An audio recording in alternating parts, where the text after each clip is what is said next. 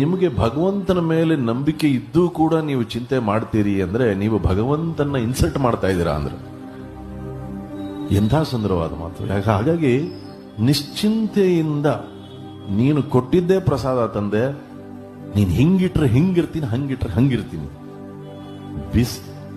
ಬಿಸಿಲಲ್ಲೇ ಒಣಗಿಸು, ನೆರಳಲ್ಲೇ ಮಲಗಿಸು Raghavendra.